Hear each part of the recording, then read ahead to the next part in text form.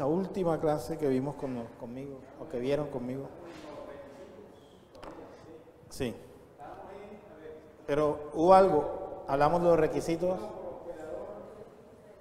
Ajá.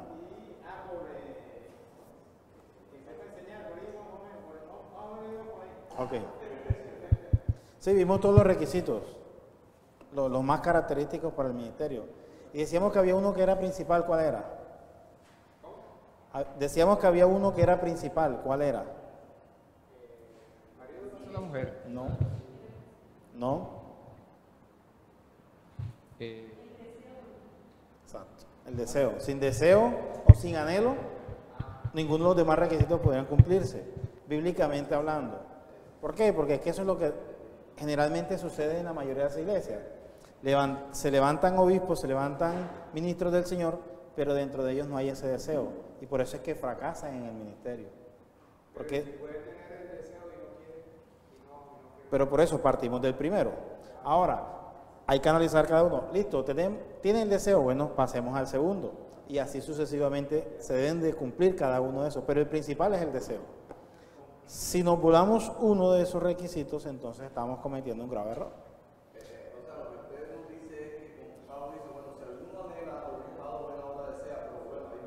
Ahí vienen los requisitos, exacto. Pero nace con el deseo o con el anhelo de tener o servir a la iglesia en el ministerio, ¿correcto? Bueno, yo tenía entendido que es un llamado de parte de Dios, ¿verdad? Ese deseo viene con el llamado. Es que el anhelo, o sea, el anhelo en el corazón viene del llamado que el Señor hace. ¿Y qué pasa? Por eso decía que es de los principales, porque desafortunadamente en la mayoría de las iglesias no hay un llamado por parte del Señor, hay un falso anhelo, pero el anhelo ¿cuál es motivado? En su corazón por el deseo de querer figurar delante de la gente, que lo decíamos anteriormente. Figurar, sobresalir, poder, exacto. fama, etc. Y por eso veíamos cada uno de los requisitos y veíamos el irreprensible. Entonces, cuando ya vemos que ese carácter de irreprensible no está en una persona, se desecha, por decirlo de esa forma, en el ministerio. Y hablábamos de los otros problemas de marido y una sola mujer y tocamos cada uno de ellos. Esto es como a manera de introducción para ya entrar a lo que vamos a ver en el día de hoy. Ya vimos los requisitos, ahora vamos a ver cuáles son las responsabilidades que conlleva ese ministerio. Sí, es bueno, hay requisitos que hay que cumplir. Y somos ministros ordenados del Señor. Ya, la buena vida, ¿no, Señor? Hay unas responsabilidades que el ministro debe cumplir. Juan Camilo, ¿me ayudas con la diapositiva, por favor? Las responsabilidades indicadas por las Escrituras para los ancianos o pastores. Ya decíamos que se pueden utilizar las dos palabras indistintamente. Porque cuando hablamos de ancianos y pastores no nos estamos refiriendo a ¿qué? Al cargo, sino al oficio. ¿Cierto? Eso lo vimos. Ok. Entonces, ¿cuáles son esas responsabilidades? Tenemos, número uno, el ministerio de la palabra. ¿Y qué significa el ministerio de la palabra? Esa debe ser la función principal de un ministro. Porque de allí, uno de los requisitos más importantes es que el pastor debe estar dotado con la facultad de enseñar. Recordemos que eso lo vimos, ¿cierto? Ahora, como hemos visto en los requisitos de Timoteo y Tito, también se le exige que pueda exhortar con sana doctrina. Y esto hace parte de la disciplina de la iglesia. Convencer a los que le contradijeren, y su pastoreo está basado en la exposición de ¿qué? De las sagradas escrituras para alimentar con buenos pastos a las ovejas del Señor. Hoy vemos que los pastores en muchas iglesias no alimentan a sus ovejas con buenos pastos, ¿cierto? En la actualidad, en la mayoría, no vamos a entrar en detalles de las diferentes doctrinas, iglesias que hay, este requisito está en un segundo lugar. Perdón, esta responsabilidad de los ministros está en segundo lugar. ¿Por qué? Porque el primer lugar que le han dado a estas personas, mal llamadas ministros, no es el ministerio de la palabra, sino el ministerio de hacer dinero. Seamos sinceros, ese es el ministerio que han utilizado. Utilizan la palabra para hacer dinero y tienen a la iglesia como una empresa. Pero bíblicamente, el primer requisito es que el ministro debe entregarse a la predicación de la palabra. Y lo veíamos que por eso los apóstoles del primer siglo, veíamos que cuando ellos estaban en el ministerio se estaban dedicando a otras labores y fue necesario levantar a hombres llenos del Espíritu Santo para que ayudaran en el oficio de la iglesia. Y a estos hombres se les conoció como diáconos. Eso lo vimos, ¿se acuerdan? Para que se encargaran de servir a las mesas, ayudar a las viudas y ellos poderse dedicar al ministerio de la palabra. Me llama la atención cuando dice llenos del Espíritu Santo, o sea, controlados por el Espíritu Santo, o sea, maduros. Bueno, hagamos una aclaración. Esa llenura del Espíritu Santo no es la falsa llenura que nosotros vemos hoy en día. Esa falsa llenura que vemos en la mayoría de las iglesias es que no, estoy lleno del Espíritu Santo y comienzan a revolotear en el suelo, a emitir unos ruidos que no son bíblicos, a revolcarse en el piso, a vomitar, a hacer una serie de espectáculos. Eso no es Espíritu Santo. Recordemos que el Espíritu Santo, cuando llega una persona, hace que ésta tenga o el Espíritu Santo tiene un control de esta persona.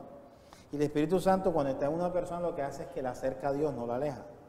Eso es una falsa manifestación del Espíritu Santo. Y recordemos también que la Biblia dice que todo debe hacerse decentemente y en orden.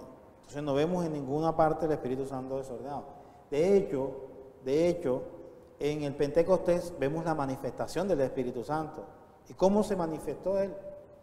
En lengua, pero recordemos que esas lenguas no era hablar en lenguas angelicales, sino eran idiomas.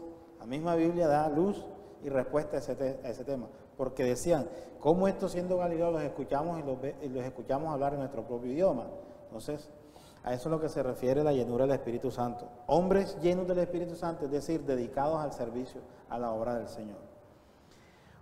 Uno de los segundos requisitos, o de las responsabilidades, por decirlo mejor, es la administración de las ordenanzas. ¿Quién me recuerda cuáles son las ordenanzas? Bautismo y la Santa Cena. Bautismo y la cena del Señor. Ahora, ¿por qué la responsabilidad recae sobre los ministros para la administración de estas ordenanzas? ¿Por qué no lo puede hacer un creyente? No todos al tiempo, por favor. No todos al tiempo.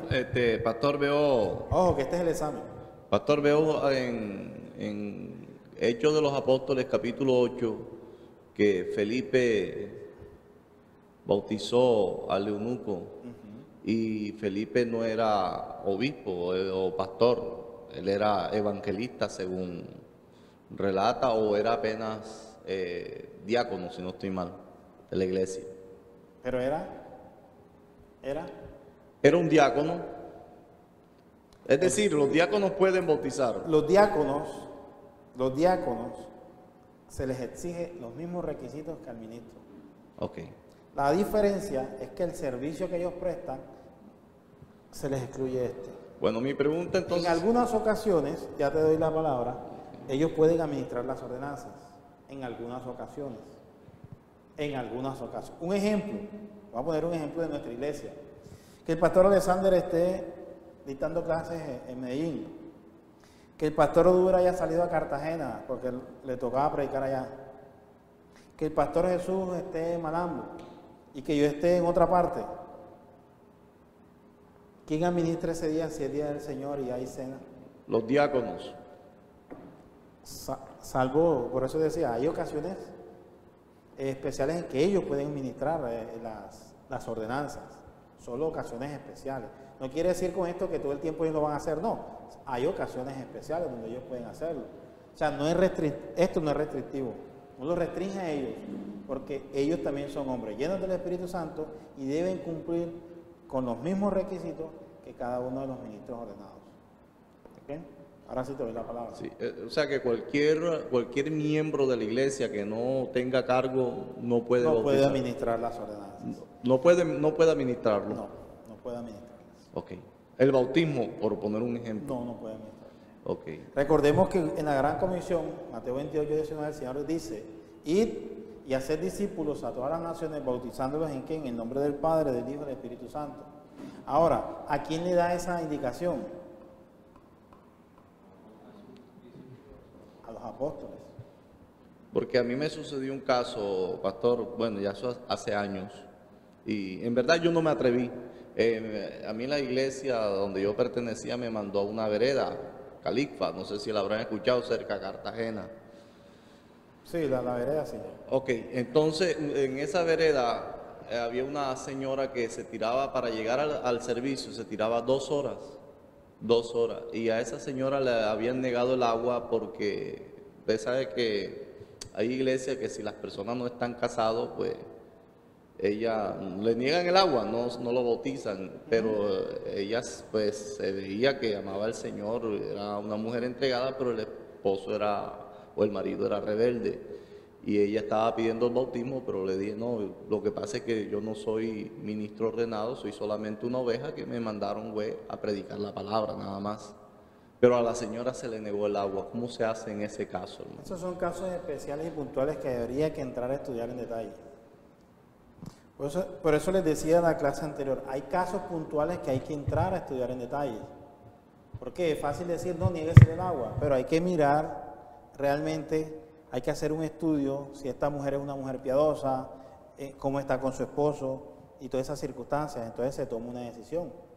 Ahora, porque es que nosotros somos ministros, pero eso no quiere decir que nosotros decidimos a quienes sí y a quienes no. Eso lo hace el Señor, y si el Señor quiere hacerla salva a ella, ¿quiénes somos nosotros para negarle eso? Y ese caso nos lleva al caso del ladrón que estaba crucificado con el Señor. No se bautizó, pero el Señor le dijo y le dio la promesa, de cierto yo que estará conmigo en el paraíso. Son casos especiales, casos puntuales. ¿Me hago entender? O sea, habría que entrar a estudiar en detalle ese caso de esa señora. No sé si estoy en lo correcto, o no es tanto esto en lo correcto, sino de pronto para que usted nos ilustre más bien, sería la intervención. En el caso de lo que sucede en Hechos 8 con el etíope y Felipe, eso es una situación muy particular, porque inclusive el etíope dice, ¿qué me impide? ¿Qué me impide? Es algo muy especial, ¿qué me impide? Es decir, ¿qué barrera hay? Y la respuesta parecería que fuera ninguna barrera. Y lo bautizó. Sí. ¿Crees en el Señor? Sí. ¿Dio muestra de piedad? Sí. De hecho, lo vemos en el relato bíblico. Da muestras de piedad. Y el momento en que él se expresa, ¿qué me impide que lo haga? Felipe lo bautizó. Ahora, ¿por qué es válido? Recordemos quién llevó a Felipe al etíope. ¿Fue el mismo? La Biblia dice que el Espíritu Santo de Felipe fue movido ¿por quién? Por el Espíritu Santo. ¿Quién va a impedir la manifestación del Espíritu Santo? Nosotros no lo vamos a hacer, ¿o sí? Por eso digo, son casos puntuales y donde Dios determina que se hagan las cosas así, ¿quiénes somos nosotros para detener la mano del Señor? Perdón, es que abuse un poquito la intervención. O en el caso de Cornelio, esa manifestación que hubo, espiritual que hubo, por lo que sabemos, el lienzo de los animales. Correcto, la visión que tuvo, o sea, el Señor tiene muchas formas de manifestar su gloria, muchas maneras de hacerlo, y nos ha dejado un modelo bíblico, pero hay casos excepcionales que solamente el Señor sabe por qué los hace. Ricardo, ¿ibas a decir algo? ¿Ibas a anotar algo más? Bueno, no, lo que pasa es que yo, con el debido respeto, dentro de las responsabilidades, yo colocaría como segundo punto el ministerio de la oración después del ministerio de la palabra. Sí, pero es que el ministerio de oración está exhortado aquí, porque está implícito, porque ¿cómo ministras tú la palabra si no tienes comunión con el Señor? O sea, si yo no oro, ni tengo esa comunión con el Señor, ¿cómo voy a escudriñar y entender su palabra? Un ministro responsable, cuando prepara un sermón, entra en oración, le pide dirección al Señor, el Espíritu Santo obra en él, hace su sermón. Sí, está en el gobierno, sí, es que hace parte de las responsabilidades, la oración. De hecho, todo creyente tiene una responsabilidad de orar, y eso lo vamos a ver ahorita que veamos los requisitos para la membresía. Está más adelante. ¿Ya? Ahora, decíamos que los líderes, los administrantes de la ordenanza, aunque podemos hallar un mandato expreso que de manera clara indique lo que les decía ahorita, que la exclusividad de los pastores por oficiar el bautismo y la cena, se deduce que los oficiales reconocidos de la iglesia deben ser encargados de dirigir estas ordenanzas. Cuando falte el pastor o cuando falten los ancianos o los oficiales, los diáconos pueden administrar estas ordenanzas. Ahora, ¿por qué se dice que los pastores deben administrar esta ordenanza? Principalmente porque ellos ministran la predicación.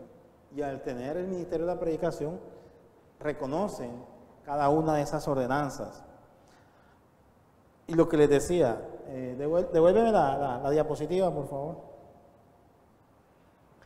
Lo que les decía, que bajo circunstancias especiales y de gran dificultad para que un pastor ministre estas ordenanzas, la membresía de la iglesia delega esta responsabilidad en algunos diáconos o oficiales de buen testimonio. Pasamos a la siguiente diapositiva. Otra de las responsabilidades de los ministros ordenados es el gobierno y la disciplina, y aquí es donde entran en conflictos la mayoría de los ministros. ¿Por qué? ¿Qué es el gobierno de la iglesia? No, ¿qué es? ¿Qué es? ¿Qué es el gobierno de la iglesia? ¿Qué es? Eso lo vimos desde la primera clase. ¿Qué es el gobierno de la iglesia? ¿Qué es? ¿Qué estamos estudiando? ¿Qué es eclesiología? Es el estudio del gobierno de la iglesia. Ahora, ¿pero qué es el gobierno de la iglesia? ¿Qué es? Es gobernar la iglesia de acuerdo a los parámetros que el Señor ha establecido. Ahora, el gobierno y la disciplina de la iglesia, veamos lo que dice aquí. Los apóstoles ordenaron ancianos en cada congregación para que ellos se encargaran de dirigirla, guiarla, edificarla, basados en ¿dónde? ¿O en qué? En el fundamento de Cristo. Eso lo hemos visto siempre y lo vemos en Hechos de los Apóstoles. Ahora, siendo así, a ellos les compete ser los presidentes en toda reunión de negocios. Ojo, cuando aquí la palabra negocios hace referencia a los asuntos del Señor, no estamos hablando de negocios de dinero.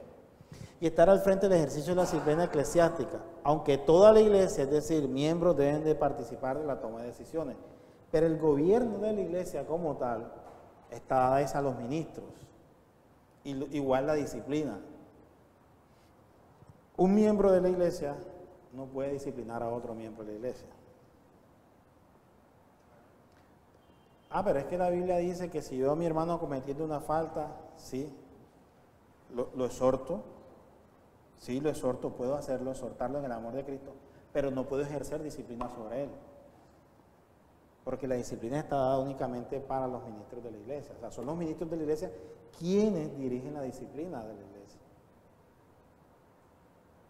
Esto lo vamos a ver en detalle en la enseñanza del domingo en la consejería bíblica. Ahora, porque es que si yo soy miembro de la iglesia y un ejemplo, soy miembro, no soy ministro, y veo a Leonardo cometiendo una falta, yo le exhorto a él en privado. La Biblia dice que lo haga, listo. Pero si él sigue cometiendo la misma falta y sigue cometiendo, la Biblia dice que llame 2 testigos, y si no, llamamos a los ministros y mira, está pasando algo con el hermano, está sucediendo, y son los ministros los que van a ejercer la disciplina. ¿Por qué? Porque él es miembro de la iglesia. Y cuando nosotros nos hacemos miembros de la iglesia, adquirimos unos ¿qué? Tenemos unos derechos, pero tenemos unas responsabilidades. Y una de las responsabilidades de nosotros es mantener el orden dentro de la iglesia, dentro del cuerpo de Cristo. Por eso es que el gobierno y la disciplina es para los ministros. ¿Estamos ahí? ¿Estamos entendiendo? Juan Camilo, ayúdame con la siguiente, por favor. Ahora, ¿cuáles son las responsabilidades legales de una iglesia local, sus estatutos y la junta directiva? ¿Por qué hablamos de las responsabilidades legales de los estatutos y de la junta directiva? Hacemos eso por la siguiente razón. Si bien es cierto que el Señor es el Señor de la iglesia, también es cierto que nosotros debemos respetar a las autoridades establecidas por el Señor. Es decir, el Estado en el cual vivimos nosotros, la República de Colombia, nosotros debemos respetar los estatutos que dicta la nación con respecto a las iglesias. Esto no quiere decir que ellos van a gobernar la iglesia local, de ninguna manera. Nosotros como iglesia local, para ser parte de ese Estado, debemos cumplir con unos requisitos que la misma ley exige. Ahora, dentro de esos requisitos, para constituirnos como iglesia local reconocida oficialmente delante del Estado, debemos tener una personería jurídica. debemos tener unos estatutos, debe haber una junta directiva, un revisor fiscal, un presidente, pero eso solamente a manera de administración frente al Estado. Puede ser que un ministro puede ser el presidente de la iglesia, un creyente, un miembro puede ser el revisor fiscal, pero esto no quiere decir que el revisor fiscal pueda tener autoridad sobre la administración de la iglesia como tal, solamente a manera legal delante del Estado. Ahora,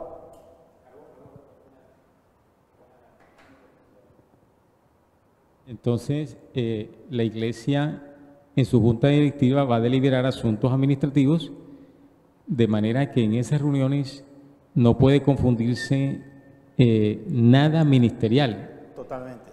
Sí, porque hay reuniones de liderazgo o reuniones de ministros, como lo quisiéramos llamar, donde ahí sí se van a tratar estos temas ministeriales o temas muy dados al tema inclusive de la predicación o de la enseñanza, de manera que en lo de junta directiva pues tiene que ser situaciones propias administrativas. Así es, por eso es que las iglesias abren las cuentas bancarias, abren esto, pero algo importante, pásame a la siguiente diapositiva, aquí. Estos cargos no pueden tener el grado de oficiales de la iglesia, puesto que no tienen ningún sustento bíblico darle significado. Ahora, no tienen autoridad espiritual como la que se han recibido los pastores o ancianos. Si bien es cierto que las iglesias conforman su junta directiva, tiene un presidente, un vicepresidente, un revisor fiscal, un tesorero y todos estos figuras legales delante de la ley, esto no quiere decir que esos revisores fiscales y esos tengan autoridad espiritual sobre la iglesia. Los asuntos administrativos de la iglesia se separan totalmente de los asuntos espirituales. ¿Me hago entender? Y eso debe ser en toda iglesia. Desafortunadamente, las iglesias no bíblicas hacen un arroz con mango de esto, entonces mezclan asuntos espirituales en las reuniones administrativas y viceversa. Las reuniones administrativas mezclan asuntos espirituales, entonces comienza la pelea a señalar al hermano de esto y lo otro, y se sale esto de control. Por eso es importante conocer cómo se gobierna la iglesia, desde la perspectiva bíblica, y administrativamente cómo se presenta la iglesia ante el Estado. Les decía anteriormente, aunque se haga esto, no quiere decir que el Estado va a interferir en la administración de la iglesia local, de ninguna manera, en la parte espiritual. Hago una pregunta. Me parece que en el caso, cuando se eligieron los diáconos, se presentaba algo particular. Cuando ellos dicen, las viudas no están siendo bien atendidas, ¿sí? Pero me parece, usted nos aclarará ese aspecto, que el tema ahí, en ese momento, podría tener dos aspectos. El aspecto ministerial, porque bueno, hay servidores encargados del tema de las viudas en ese caso, pero me parece que también ahí se daba un asunto administrativo. No sé si usted coincide con esto o si no, o si, cómo se podría tratar esto, porque me parece que ahí se presentó una situación que podría ser tratado en ambos sectores, por decirlo de esa manera. Y podría suceder en la iglesia que coincidieran un aspecto o un tópico, un manejo que se da en los dos frentes, ¿sí? Eso podría darse. Ahora, eso dice usted muy importante, y es la relación con la participación de la membresía de la iglesia local en asuntos administrativos de la misma. Ahora, es saludable y es de buen testimonio que los pastores y los ancianos no se encarguen de manejar los dineros de la congregación. ¿En qué sentido? En las Escrituras hallamos ejemplos de cómo los apóstoles y los ancianos cuidaban de manejar con la mayor transparencia los dineros u ofrendas de la comunidad cristiana. Eso lo vemos en Hechos de los Apóstoles, capítulo 6, versículos del 1 al 4. Los apóstoles consideraron que su labor estaba relacionada con la predicación de la palabra y la oración, es decir, asuntos netamente eclesiásticos. Ahora, sus mentes no deberían estar ocupadas en asuntos administrativos. ¿Por qué? Porque es que Sí, y es bien que un ministro se incluya o se mezcle con asuntos administrativos, pero la labor principal de un ministro ordenado debería ser la administración de la palabra. Los asuntos administrativos se dejan para la parte administrativa, lo decía anteriormente. Por ello que en la iglesia local, y lo dijimos ahorita, los apóstoles escogieron hombres llenos del Espíritu Santo para que se dedicaran a los asuntos administrativos y estos apóstoles dedicarse a la predicación y a la administración de la palabra. Ahora, el apóstol Pablo reconocía que había tentaciones en cuanto al manejo del dinero. Por eso el apóstol Pablo prefirió designar a grupos de hermanos que se encargaran a la recolección de dineros y de las ofrendas, hombres de confianza, que llevaran todo lo que se recogía o todos esos donativos a la iglesia de Jerusalén. Eso lo vemos en 1 Corintios, en el capítulo 16. Vemos cómo el apóstol Pablo designa hombres que se encarguen de la recolección de esos donativos o de esos dineros.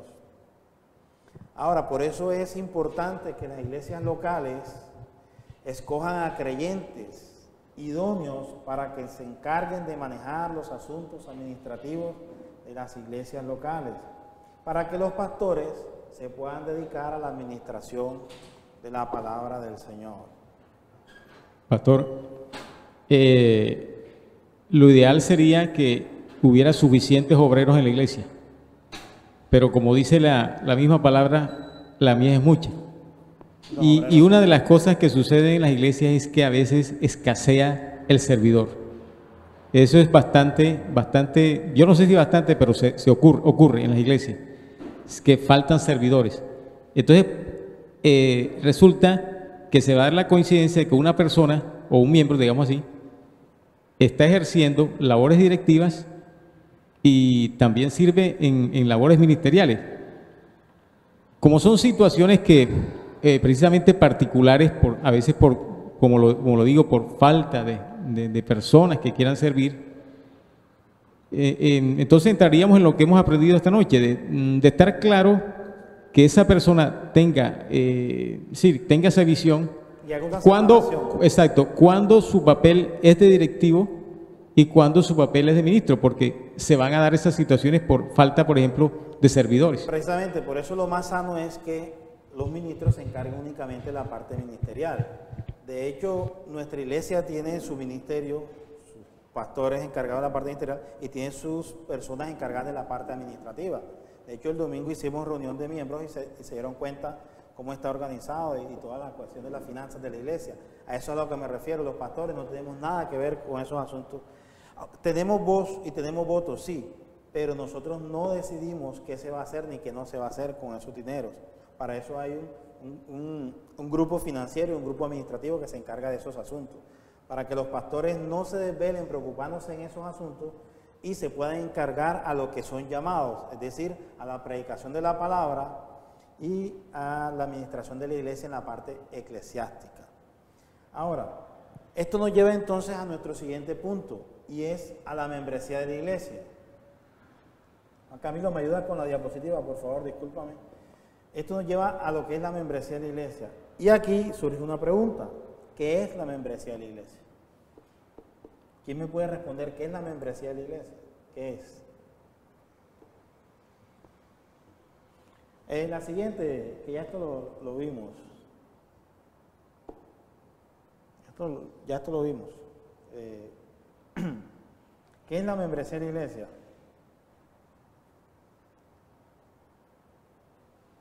¿Qué decíamos nosotros cuando hablábamos de iglesia en las primeras clases? ¿Quién me recuerda? A mí se me olvidó. Eso hace parte del examen. Les estoy haciendo el examen. Bueno, daría una respuesta, como se dice, bastante, muy evidente, muy tautológica. Membresía de miembro. ¿Sí? pero podría darle esa respuesta, sí, de esa manera. Pero también ¿cómo es? Denota que la membresía es ese ánimo de pertenencia a la iglesia, ese ánimo de ya adquirir deberes, ¿cómo es? De tener derechos, pero de adquirir deberes. Me parece que va dado ya más a un asunto más formal, más sustancial.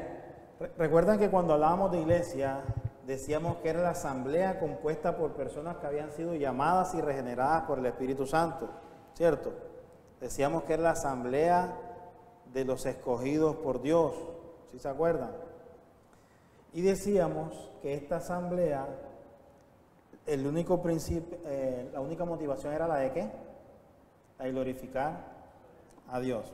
Ahora, solamente cuando existe este grupo característico de personas especiales, las cuales se unen en mutuo acuerdo. ¿Y cuál es ese mutuo acuerdo? Glorificar al Señor, vivir una vida de obediencia, una vida piadosa, una vida de acuerdo a la palabra de Dios, podemos hablar de iglesia.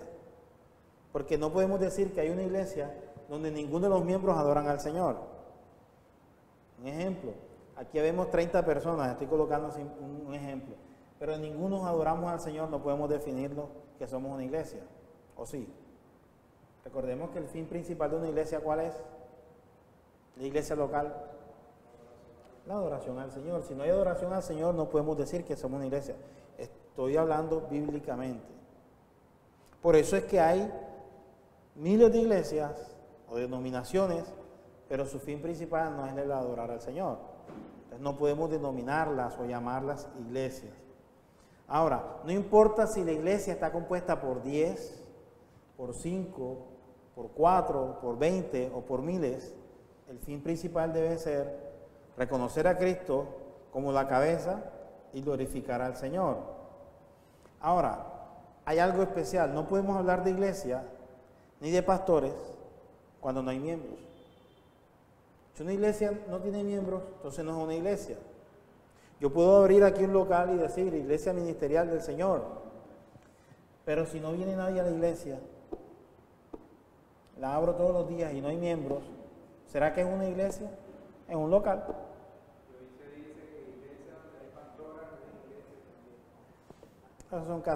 Esos son casos puntuales. Pero aquí nos lleva entonces a una pregunta. ¿Hablan las Escrituras acerca de la membresía de la iglesia? Sí, ok. Esto es importante que nosotros lo tengamos claro, porque para definir la membresía de la iglesia debemos remitirnos a la fuente, que son las Escrituras. Ahora, una iglesia bíblica es aquella que está organizada conforme a la mente de Cristo. No se trata solamente de crecer en números exponencialmente y decir tengo una mega iglesia de 10,000 miembros, sino que las iglesias locales deben tener un crecimiento integral. ¿Qué significa esto? Conforme al modelo que el Señor nos dejó a través de los apóstoles. Vamos a verlo. Siguiente diapositiva. La siguiente. Ok. La Biblia habla de la membresía de la iglesia. Veamos qué dice Efesios capítulo 4, versículo 25. Alguien que lo lea en voz alta, por favor. Por lo cual, desechando la mentira, hablad verdad. Por lo cual, desechando la mentira, hablad verdad cada uno con su prójimo, porque somos miembros los unos de los otros. Ok. ¿Y qué dice Efesios 5, 28 al 32? Porque somos miembros de su cuerpo, de su carne, de sus huesos. Okay. ¿Somos miembros de quién? Del cuerpo de Cristo. De Cristo, sí. Entonces, ¿eso no es una definición de membresía? Cuando usted se hace miembro algo, usted es miembro, ¿o no? Cuando usted se hace miembro, valga la redundancia, quiere decir que usted se está reuniendo con alguien que tiene las mismas características que usted, que comparten un mismo fin. ¿Sí o no? Ejemplo. Usted dice, soy miembro del equipo de fútbol. Significa que usted juega fútbol y que comparte la misma afición con otras personas. No importa cuál sea su posición dentro del equipo, sea arquero, sea defensa. Cuando nos hacemos miembros de la iglesia, hacemos parte de aquellos que fuimos regenerados y cambiados, transformados por el Espíritu Santo, con un fin, el de adorar al Señor. Y al hacernos miembros de esa congregación, entonces estamos dando una definición bíblica de que la palabra del Señor sí habla acerca de hacerse miembro, que no lo habla explícitamente, pero sí está implícitamente. Ahora, la Biblia también habla acerca de la supervisión pastoral sobre estos miembros. Veamos un ejemplo. Hechos capítulo 20, versículo 28 al 32. Sí. Por tanto, mirad por vosotros y por todo el rebaño en que el Espíritu Santo os ha puesto por obispo, para apacentar la iglesia del Señor, la cual él ganó por su propia sangre. Porque yo sé que después de mi partida entrarán en medio de vosotros lobos rapaces que no perdonarán al rebaño. Y de vosotros mismos se levantarán hombres que hablen cosas perversas para arrastrar tras sí a los discípulos. Por tanto, velad, acordándoos que por 3 años, de noche y de día, no he cesado de amonestar con lágrimas a cada uno. Y ahora, hermanos, os encomiendo a Dios y a la palabra de su gracia, que tiene poder para sobreedificaros y daros herencia entre todos los santificados. Ok. Versículo 28 dice, por tanto mirad por vosotros y por todo el rebaño en que el Espíritu Santo os ha puesto por obispos para apacentar a la iglesia del Señor, la cual él ganó por su propia sangre. Veamos una característica. Número 1, la iglesia es del Señor. Número 2, la ganó el Señor por su propia sangre. Y número 3, estableció ministros, valga la redundancia, para que la administraran. Entonces vemos claramente que la Biblia sí muestra que la supervisión es de los ministros, es decir, de los pastores, sobre los miembros de la iglesia. Ahora, y hace una advertencia en el versículo 29, porque yo sé que después de mi partida, está hablando el Señor, entrarán en medio de vosotros lobos rapaces que no perdonarán al rebaño. Y desafortunadamente los lobos rapaces han entrado al rebaño del Señor, haciendo tanto daño en las iglesias, dañando a tantos miembros, porque son hombres que se dicen ser ministros del Señor, pero en realidad son lobos rapaces. ¿Cuánto daño han hecho los falsos ministros a las pobres ovejas del Señor? Mucho. No vamos a entrar en detalles. Pero sí vemos claro entonces que la Biblia sí habla sobre esta supervisión pastoral. Es decir, entonces vemos cómo se está conformando la iglesia. Hay un cuerpo y sobre este cuerpo hay una cabeza que es Cristo y debajo de esa cabeza están los ministros y están los miembros de la iglesia. ¿Ya? Sí, exacto. Entonces, ¿la Biblia habla de la disciplina de la iglesia? Sí. Pasemos a la siguiente diapositiva. Estas son características de los miembros para entonces sí hablar de la membresía en sí. Estamos viendo son las características de la membresía. ¿Habla de la disciplina de la iglesia? Sí. ¿Y sobre quién aplica la disciplina en la iglesia? Sobre los miembros. Y aquí hacemos referencia a lo que decíamos anteriormente. Veamos lo que dice Mateo capítulo 18 del 15 al 18. Por tanto, si tu hermano peca contra ti, ve y repréndele estando tú y él solos. Si te oyere, has ganado a tu hermano, mas si no te oyere, toma aún contigo a 1 o 2 para que en boca de 2 o 3 testigos conste toda palabra. Si no los oyere a ellos, dilo a la iglesia, y si no oyere a la iglesia, tenle por gentil y publicano. De cierto os digo que todo lo que atéis en la tierra será atado en el cielo, y todo lo que desatéis en la tierra será desatado en el cielo. Eso es disciplina bíblica. Poníamos el ejemplo ahorita, ¿se acuerdan? Tu hermano cometió una falta, llámalo, exhórtalo, si te escuchó, bien, si no, entonces toma 3 testigos y llévalo. ¿Sobre quién se ejerce la disciplina? Sobre los miembros de la iglesia. La disciplina no se puede ejercer sobre una persona que no es miembro de la iglesia. ¿Por qué?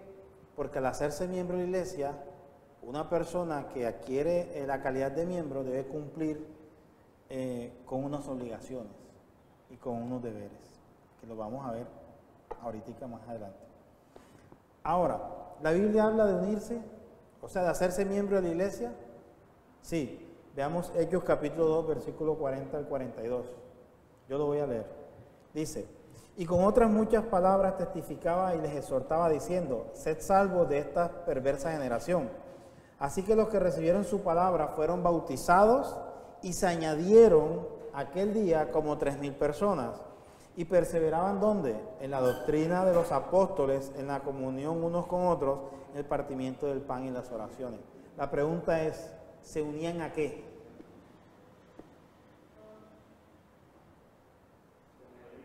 A la iglesia. Nosotros nos unimos a algo que está establecido. Eso nos da una calidad de miembros. Nos uníamos al cuerpo de Cristo. Ahora, ¿habla la Biblia de que la iglesia aumentaba en número de miembros? Sí, lo acabamos de leer. Pero ese aumento se daba por causa de ¿quién? De la predicación del Evangelio. La predicación del Evangelio. La predicación traía el arrepentimiento de estas personas y eran añadidas por el Espíritu Santo a la iglesia del Señor. Entonces vemos cómo estas características nos dan a nosotros una definición de que en una iglesia deben de haber y debe existir, miembros. Es decir, personas que cumplan con una característica para convertirse en miembros de una iglesia. Ahora, les decía en una clase anterior y lo vuelvo a decir hoy, todo verdadero creyente en Cristo es llamado a hacerse miembro de una asamblea local. ¿Sí o no? Claro. Es más, como resultado de su conversión, el nuevo creyente o el creyente anhelará congregarse con sus hermanos. No existe, como lo decía, aquel creyente que es como el llanero, solitario. No existe un creyente que pueda decir que él es creyente y no se congregue en una asamblea local, que se quede en su casa el día del Señor y diga, no, yo no voy a la iglesia, pero yo busco al Señor aquí en mi casa. Eso no es ser creyente. La Biblia nos insta y nos dice no dejar de congregarnos como algunos tienen por costumbre. Esto quiere decir que si nos congregamos es porque hacemos parte de algo, es decir, somos miembros de la iglesia, somos miembros del cuerpo de Cristo.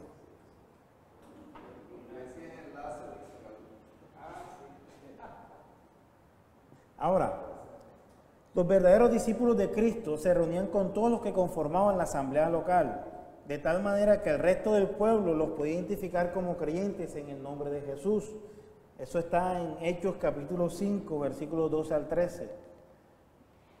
Si quieren lo leemos. ¿Quién lo tiene, por favor? Hechos 5 del 12 al 13. Hechos capítulo 5, 12 y 13.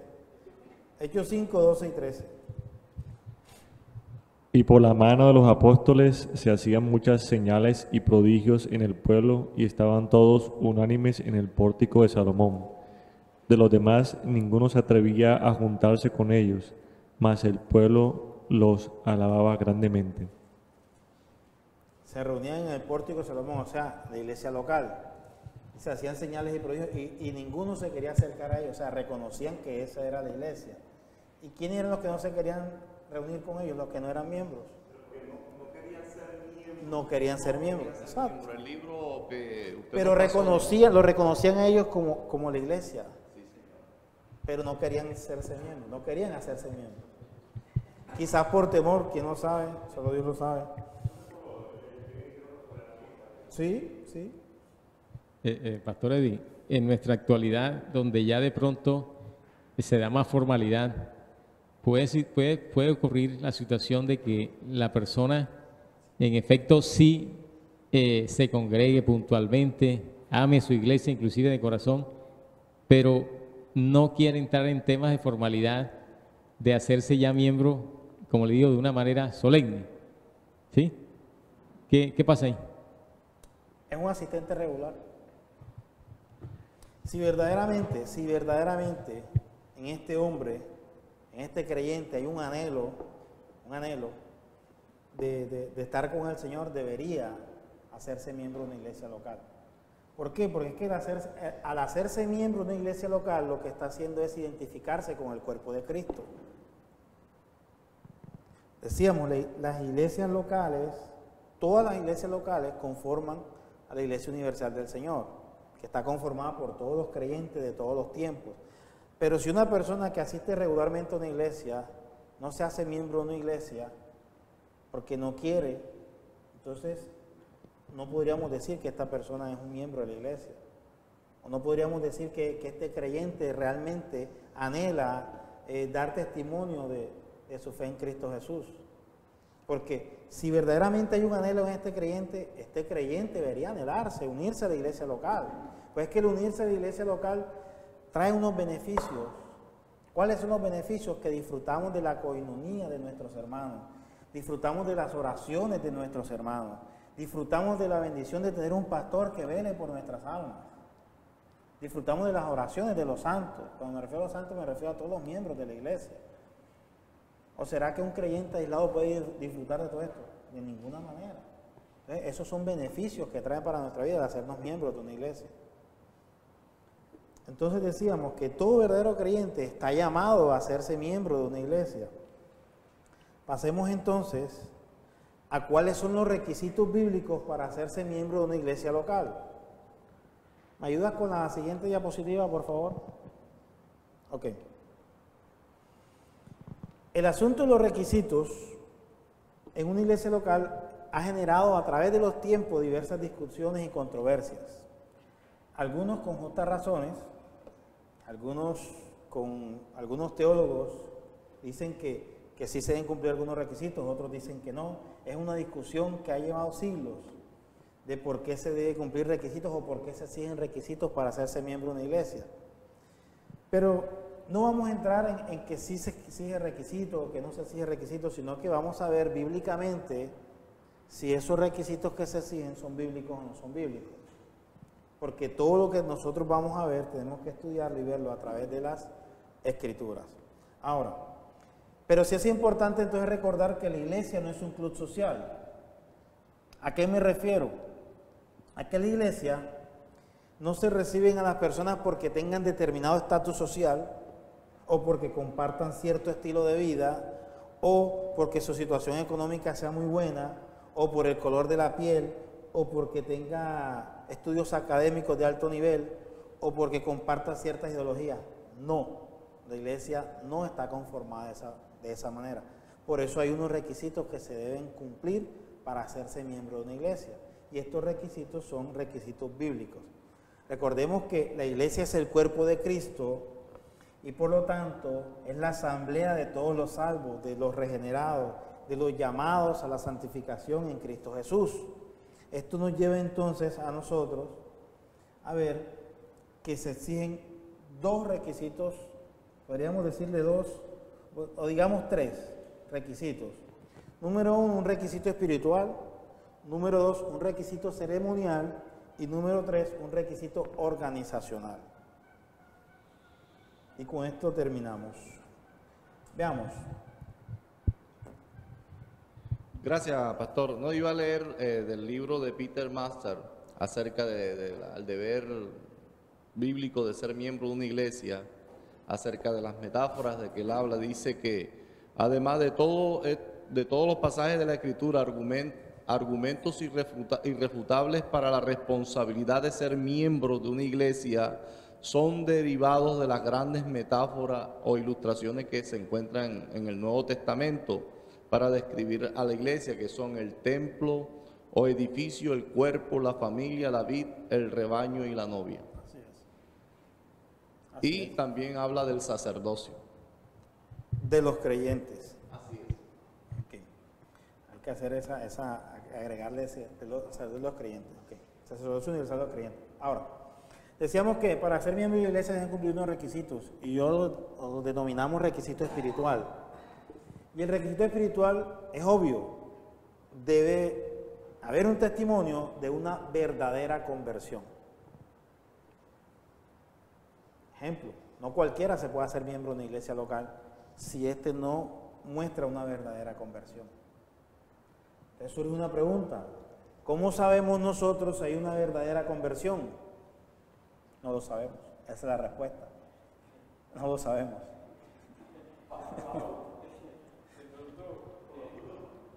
O sea, no lo sabemos a ciencia cierta, pero si hay algo que podemos hacer para identificar si esta persona en realidad da testimonio de una conversión verdadera. Pero imagínese que al apóstol Pablo Demas le hizo un gol, Demas.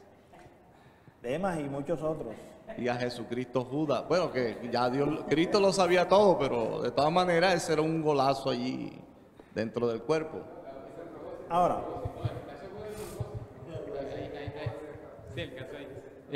bueno, usted hablaba de que no lo sabemos exactamente si la conversión, pero usted también había, le entiendo yo, una especie de parámetros o unos estándares.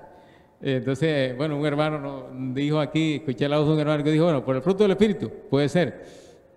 De pronto también, como haciendo ejercicio en el tema de los estándares, tiene clara la salvación, que podría ser, que es un tema de conversión. Es decir, tener claro el tema de salvación me parece que es un tema que incide en el asunto de conversión, ¿verdad? Entonces, por ejemplo, te vamos a hacerle un examen inclusive exámenes como los que hacemos aquí nosotros como estudiantes. Hagamos un examen en el tema del concepto de salvación. Y resulta que hoy en día está pasando esto, que los discipulados, obviamente para ventilar cómo se está asimilando el conocimiento y la edificación, se tienen que hacer pruebas. Digamos, test, o sea que las pruebas que se hagan resulten pedagógicas o no tan pedagógicas. Lo ideal es que sean pedagógicas, por supuesto, pero algunas serán más pedagógicas, sí, serán mucho más pedagógicas, eso depende de cómo se organiza la iglesia.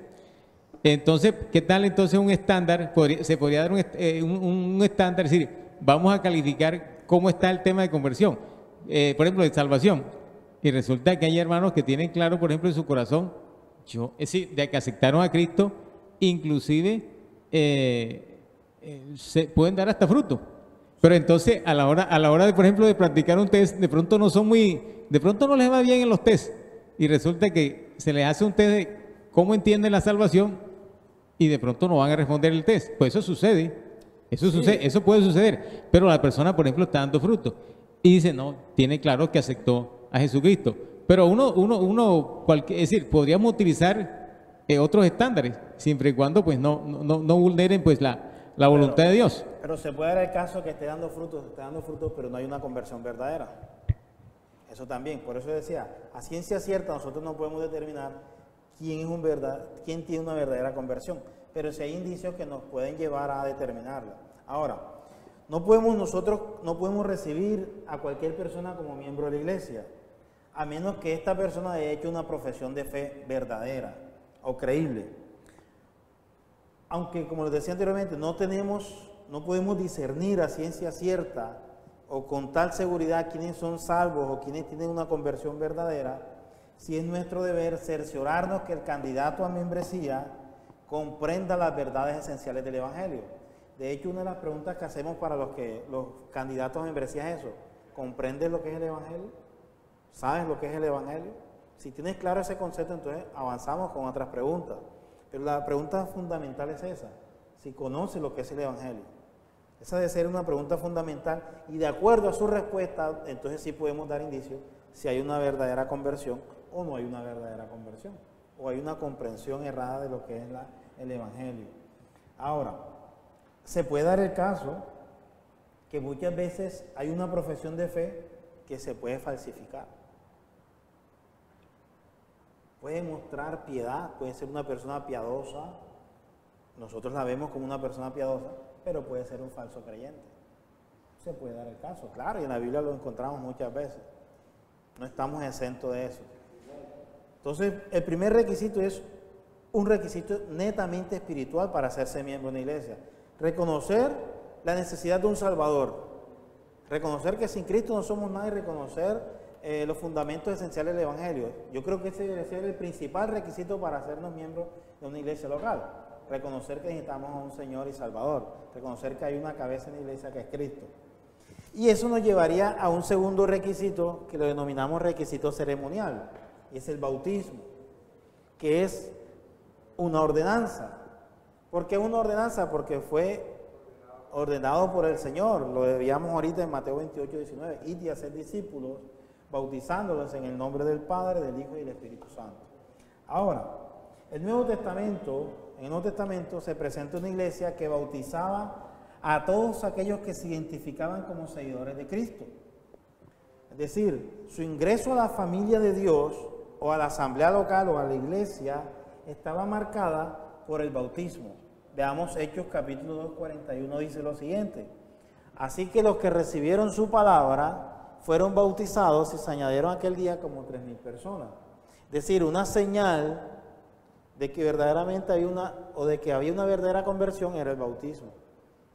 Y después del bautismo entonces se añadían a la asamblea, se añadían a la iglesia del Señor. Entonces, todo aquel que profesaba la fe de Cristo o la fe en la palabra del Señor debería ser bautizado y era añadido a la comunidad de creyentes, es decir, a la asamblea de Dios. Entonces, veamos lo que dice Hechos 10:47. Entonces respondió Pedro: ¿puede acaso alguno impedir el agua para que no sean bautizados? Estos que han recibido el Espíritu Santo también son como nosotros. Es decir, todos los creyentes eran injertados por el Espíritu Santo al cuerpo de Cristo, deberían ser bautizados con agua en señal externa de su nuevo estado espiritual. Entonces, primer requisito espiritual, una verdadera conversión. Segundo requisito, el bautismo. ¿Pero qué es el bautismo? Un acto de obediencia y fe. ¿Qué es el bautismo? Una confesión de... Bautismo viene del griego baptizo, que significa sumergir. Yo me identifico con la fe y con el Señor, hago públicamente una ceremonia, o sea, hace públicamente una ceremonia de la cual al bautizarme, al ingresar en el agua, soy muerto al pecado y al salir del agua he resucitado a una nueva vida. Es una muestra pública de la cual dice, da fe pública de que hago parte de que he nacido de nuevo, de que he sido regenerado. Exacto. Muero juntamente con Cristo y resucito juntamente con Él. Su resurrección, dando testimonio público de mi profesión de fe hacia el Señor. Pastor Edwin, como estamos hablando de profesión de fe, es decir, la fuente primaria sabemos que es la Biblia. Correcto. Sin embargo, se han creado las profesiones de fe. Es decir, es una dirección, podríamos notar que eso es una dirección de una iglesia, adoptar una determinada profesión de fe, claro, por supuesto con un sustento bíblico. Entonces, así como se han levantado las profesiones de fe, en el tema de los requisitos de los miembros, pues la palabra usted nos está enseñando esta noche los sustentos bíblicos.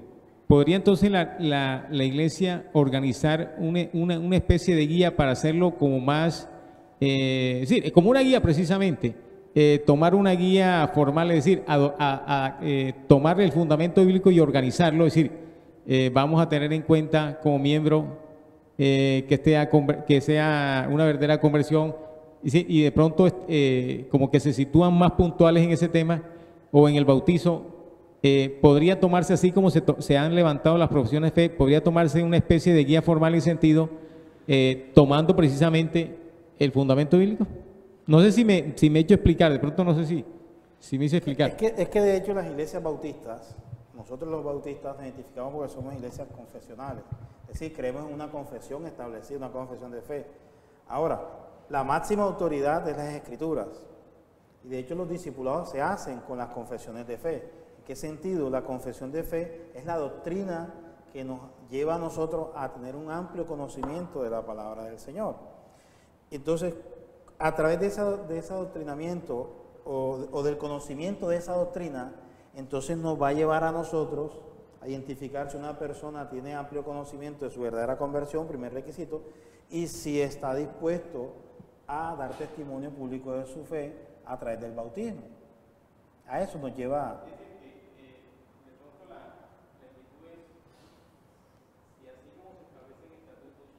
Se establece.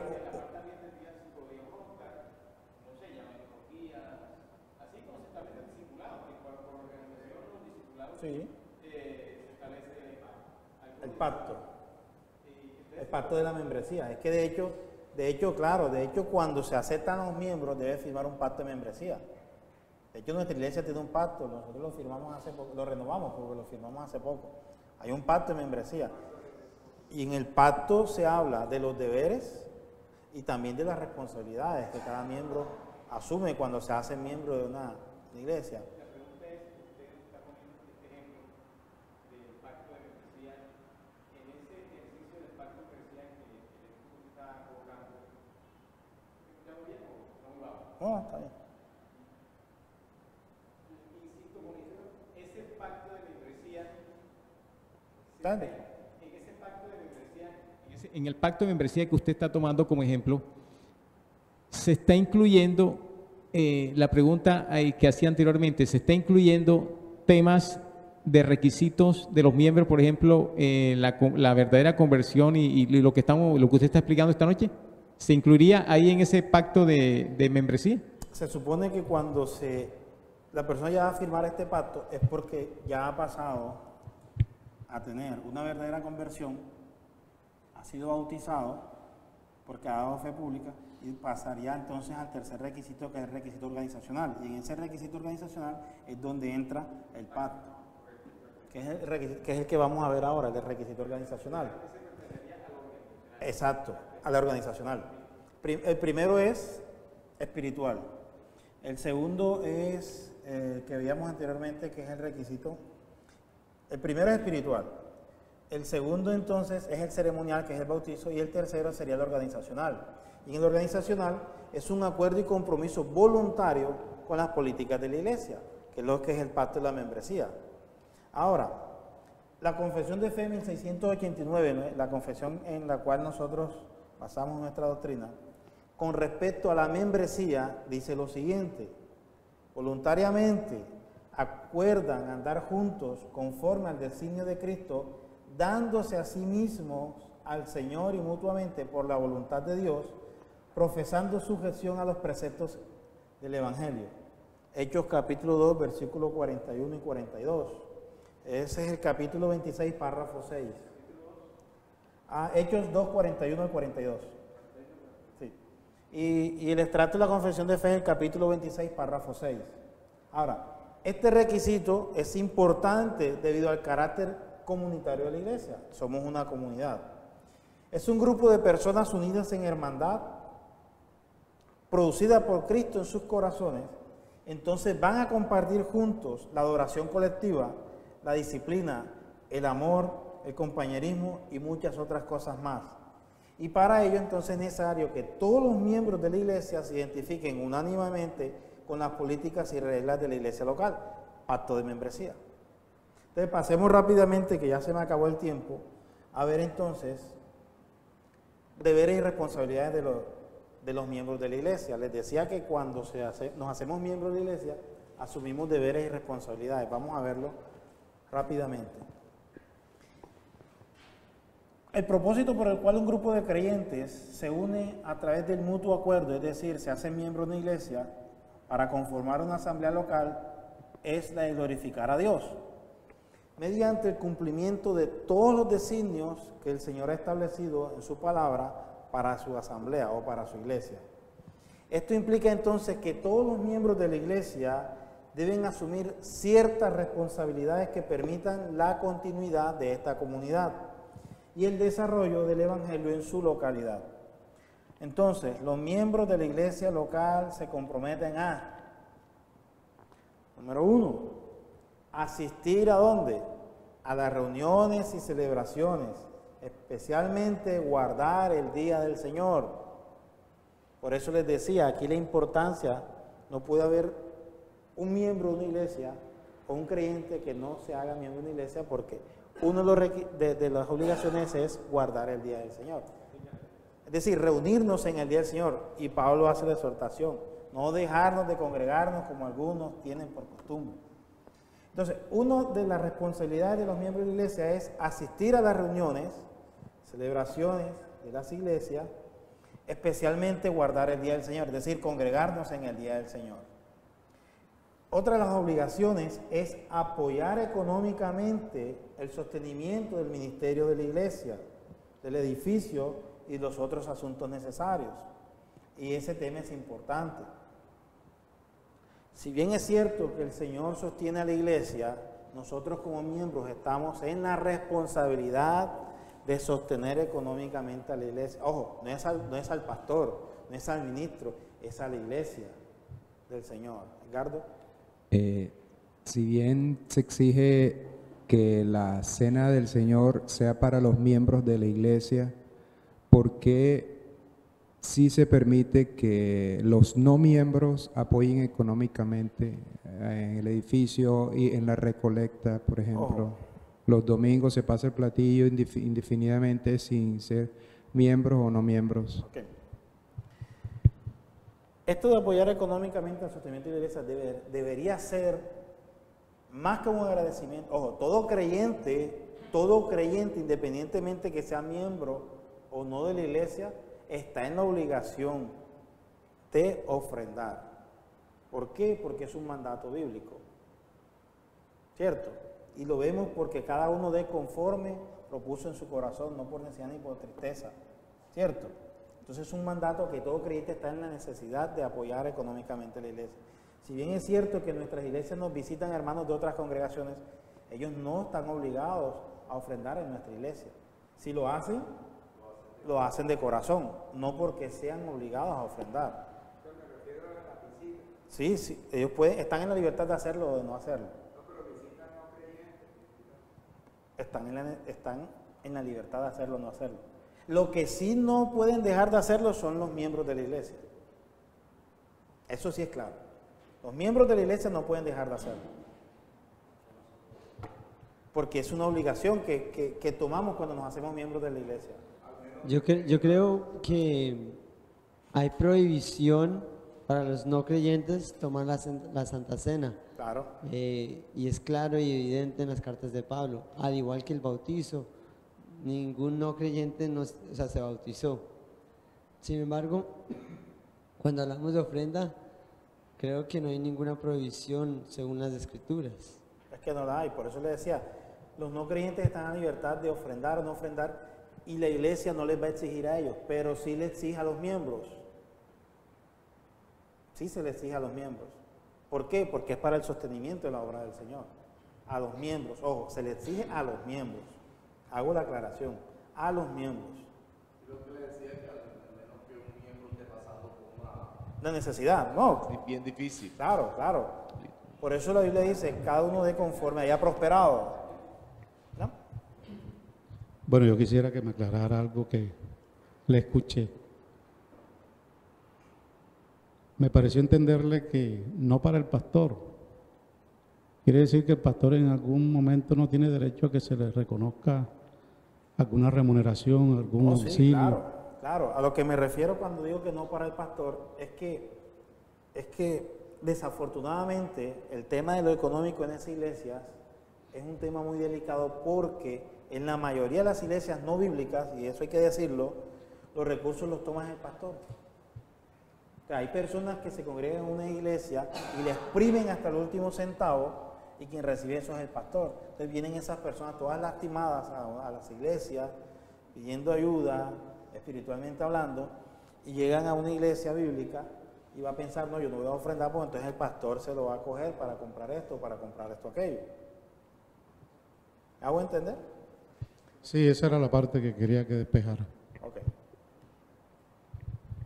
Con relación a la inquietud que tenía el hermano en el tema de las ofrendas, aclarando pues que hay unos temas que es, digamos, teología del culto o los elementos propios del culto o de la liturgia. Pero, es decir, si cuando nosotros decimos vamos a una iglesia o la persona tiene en su mente la idea de iglesia, en su corazón o en su mente alberga la esperanza de encontrar palabra, o sea, predicación, en su mente y en su corazón alberga un momento de adoración, sea, bueno, el tema de la oración, la discusión si es himno, bueno, pero es un momento, pero hablemos de un tema de adoración. Y también, como usted explicaba, la voluntad de la persona, entonces la persona anhela que haya un tiempo, y que, bueno, le den la oportunidad de manifestar su voluntad, su agradecimiento a Dios. Entonces la persona en su corazón, es decir, en su mente tiene ese anhelo. Y especialmente cuando ya ha tenido experiencias en la iglesia, ¿sí? Entonces de pronto va a otra iglesia y ¿qué aspira? Hablemos para los que ya han tenido experiencia. Entonces, ¿qué pasa? Digamos que va a otra iglesia. ¿Qué aspira esa persona? A que va a encontrar estos momentos de palabra, de adoración y de ofrenda, independiente del tema de teología del culto. Así es. Bueno, continuamos ya te doy la palabra para terminar porque está el pastor Uber esperando el espacio.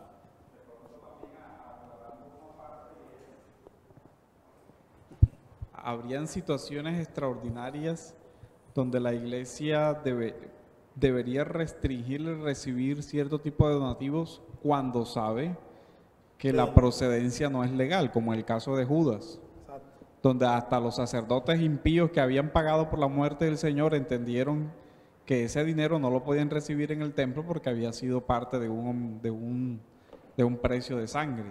Entonces la iglesia regula ese tipo de situaciones, pero el resto también es un asunto de la conciencia del creyente, y hay que tener en cuenta que es un asunto espiritual, porque en el texto de Corintios dice según lo que Dios haya puesto en su corazón. O sea, entonces la única forma en que la iglesia puede decirle no es si eso viene de un delito, y de hecho eso está en Levítico, no recibirás el pago de una ramera ni de un perro que es un prostituto masculino, o de cualquier otro tipo de cosas que sea un dinero mal habido. La iglesia tiene que decir no puedes ofrendar eso. Así es. Pero del resto queda muy complicado como que ver el corazón de esa persona y ver la motivación. Colocar una restricción ahí. Uno puede decir, si su motivación es, por ejemplo, que Dios le va a dar más plata o que usted quiere, bueno, realmente eso no es el objetivo de la ofrenda, mejor no lo haga. Así es.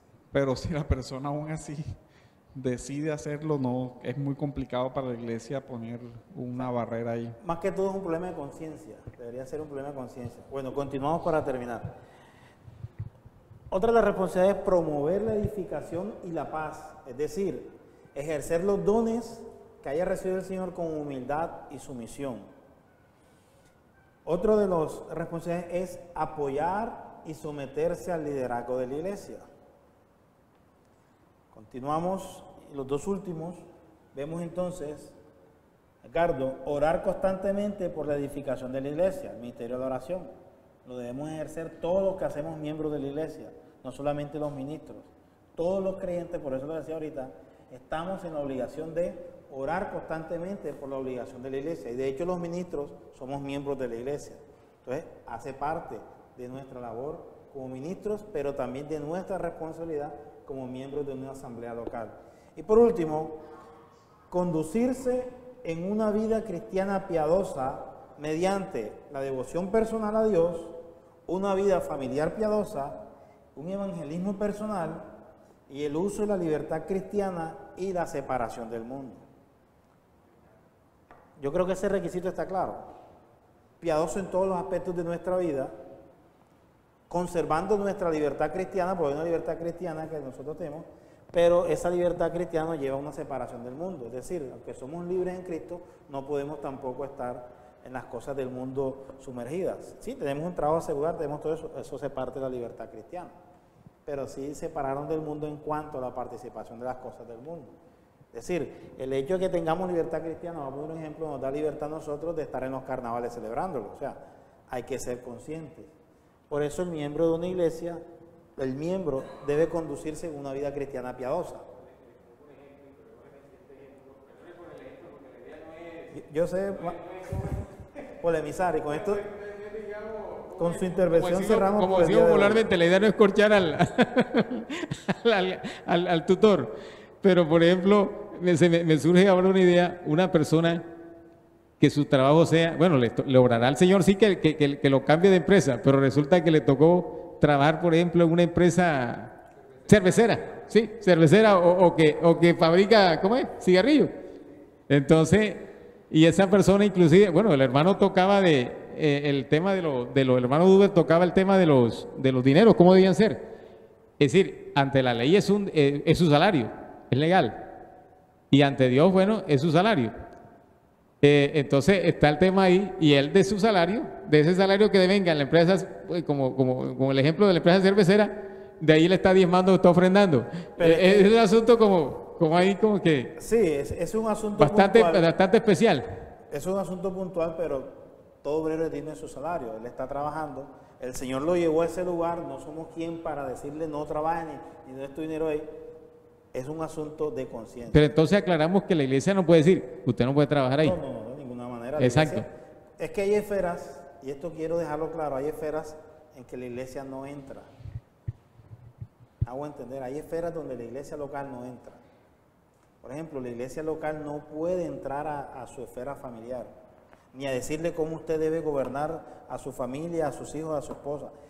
La iglesia local le orienta bíblicamente, le dice los parámetros para tener una casa conforme al Señor son estos y estos y estos, pero no le puede decir, Giovanni, tú estás fallando porque tú no estás haciendo esto, o no estás llevando, no, jamás.